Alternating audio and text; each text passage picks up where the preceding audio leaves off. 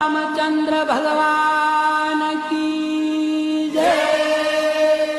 कृष्ण कन्हैया लाल की जय।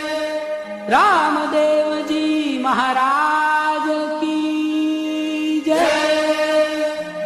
ओम नमः पार्वती पते।